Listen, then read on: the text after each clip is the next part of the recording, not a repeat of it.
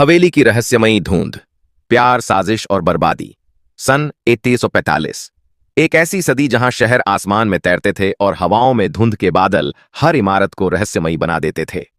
इसी युग का सबसे रहस्यमयी कोना था सिनिटी हाउस, जो न्यू फ्लोरा सिटी के सबसे ऊंचे पहाड़ पर बना था।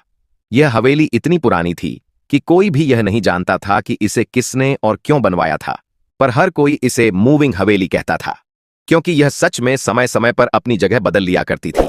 यहां रहती थी एलीन ब्लेयर, एक अमीर मगर दिल से टूटी हुई औरत, और उसकी बेहद खास नौकरानी लूना, जो खूबसूरती में किसी राजकुमारी से कम नहीं थी। एलीन और लूना के बीच बचपन से ही अटूट रिश्ता था। दोनों ने अनाथालय में 7 दिन गुजारे थे, और एलीन के पिता के मरने के बाद लूना भी उसके साथ इस हवेली में आ गई थी। मगर हवेली के हर कोने में कुछ ऐसा था जो उनके रिश्ते को तोड़ने की ताक में बैठा था। का पति रिचर्ड ब्लेयर एक बड़े कारपोरेशन का मालिक था। रिचर्ड और एलीन की शादी प्यार से कम और बिजनेस के सौदे से ज्यादा हुई थी। रिचर्ड को शुरुआत से ही लूना और एलीन के बीच की नजदीकियां खटकती थीं। उसे लगता था लूना उसकी पत्नी को उससे छीन लेगी। एलीन और लूना का रिश्ता अनकहा था। उन्होंने कभी अपने बीच के जज्बातों को शब्द नहीं दिए, लेकिन उनकी आंखों की भाषा सब बयां कर देती थी। लूना एलीन की देखभाल में इस हद तक डूब चुकी थी कि वह उसके हर सुख दुख में उसके साथ रहती थी। एलीन उसे सिर्फ नौकरानी नहीं, अपना दिल मानती थी। लेकिन हवेली के एक सीक्रेट बेसमेंट ने इस रिश्ते को और उलझा दिया था। हाउस के बेसमेंट में एक दरवाजा था जिसे एलीन के पिता ने अपनी मौत से पहले सील कर दिया था। कहते थे उस दरवाजे के पीछे नेक्सस सीरम सकोवा से जुड़े एक्सपेरिमेंट हुए थे, जो इंसानों के दिमाग को कंट्रोल करने के लिए बनाए जा रहे थे। हवेली में आते जाते नौकर बताते कि बेसमेंट के उस हिस्से से रात में चीखें आती हैं।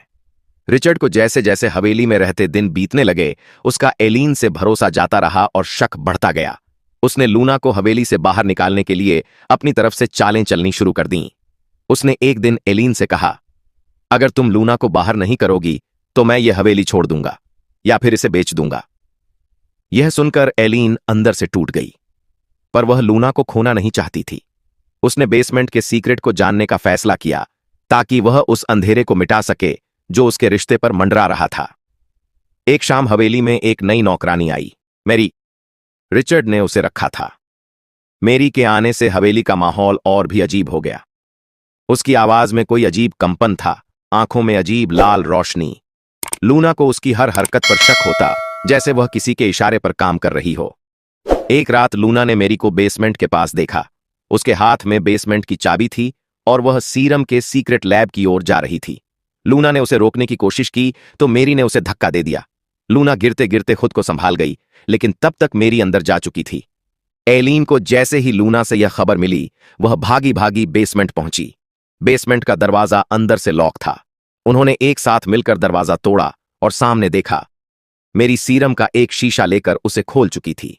बेसमेंट की हवा अचानक बदलने लगी थी, दीवारें हिलने लगीं, और जैसे ही मेरी ने सीरम पिया, उसकी आंखें पूरी तरह काली पड़ गईं और उसका शरीर अजीब तरह से मरोड़ने लगा।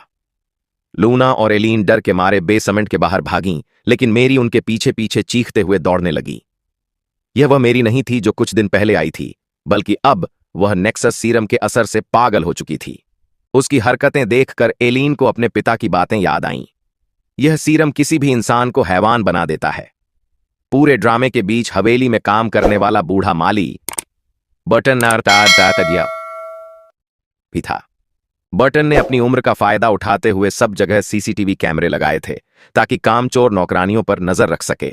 लेकिन उसका यह प्लान उसी पर भारी पड़ गया, क्योंकि कैमरों में उसने कई बार एलीन और लूना के बीच ऐसे सीन्स देख लिए जिन्हें देखकर उसके दिल का दौरा पड़ते पड़ते बचा। बर्टन की कॉमिक हरकतें इस डरावने माहौल में थोड़ी राहत बन गईं। वह अपनी बेलगाम टिप्पणियों से माहौल हल्का करता। मेम साहब, ये हवेली हिल क्यों रही है? कहीं जमीन पर भी इंटीमेट हो रही है क्या? के पागल होने और हवेली के हिलने से पूरा शहर जाग गया। पुलिस को लगा कि हवेली में कोई आतंकवादी हमला हुआ है। इंस्पेक्टर हार्वेबा अपनी टीम लेकर हवेली पहुंचा, मगर जैसे ही वह बेसमेंट में गया, उसे मेरी के पागलपन ने घेर लिया। पुलिस वाले एक एक कर गायब होने लगे। हवेली के सीक्रेट को कोई भी इंसान बिना कीमत चुकाए नहीं जान पाता था। एलीन, लूना और रिचर्ड ने छिपकर बेसमेंट के लॉक रूम में शरण ली, मगर एलीन ने तभी देखा, रिचर्ड के हाथ में वही बेसमेंट का नक्शा था जो सिर्फ उसके पिता के पास था। तब उसे समझ आया कि रिचर्ड ने ही मेरी को भेजा था। ने एलीन को धमकाते हुए कहा, मैं इस हवेली को किसी भी कीमत पर बेचना चाहता हूं और उसके लिए मुझे नेक्सस सीरम चाहिए। इसे पाने का सबसे आसान तरीका तुम्हारे भरोसे को तोड़ना था। एलीन की आंखों में गुस्सा और लूना की आंखों में आंसू थे। दोनों ने तय कर लिया कि अब इस हवेली के अंधेरों का अंत होगा। लूना ने अपनी जान की परवाह किए बिना बेसमेंट में जाकर बिजली के मेन स्विच को शॉर्ट कर दिया। इससे सीरम के सारे कंटेनर झलकर नष्ट हो गए और हवेली के हिलने की आवाजें रुक गईं। लेकिन धमाके में बेसमेंट की दीवार गिर गई और लूना उसमें दब गई। एलीन ने उसे बाहर निकाला। दोनों की सांसें उखड़ रही थीं, मगर लूना मुस्कुराते हुए बोली, मैंने अपना वादा निभाया, मैं तुम्हें कभी अकेला नहीं छोड़ूंगी। शुरुआ बाहर जब धुआं छंटा, पुलिस ने रिचर्ड को गिरफ्तार कर लिया। मेरी बेसमेंट में मरी हुई पाई गई। हवेली फिर शांत हो गई, मगर इस बार शांति सुकून देने वाली थी। इंस्पेक्टर हार्वे ने एलीन और लूना को सुरक्षित बाहर निकाला। कुछ हफ्तों बाद हवेली को शहर के बच्चों के लिए एक अनाथालय में बदल दिया गया और एलीन ने उसकी पूरी देखरेख लूना के साथ मिलकर शुरू की। दोनों ने अपना प्यार भी कबूल किया और अपने रिश्ते को नाम दिया। हवेली के सीक्रेट्स अब मिट चुके थे और हवेली फिर से इंसानियत का घर बन गई थी।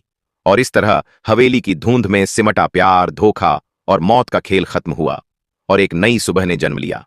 तो दोस्तों, आपको हमारी यह स्टोरी अच्छी लगी हो तो वीडियो को लाइक करें और चैनल को सब्सक्राइब करें।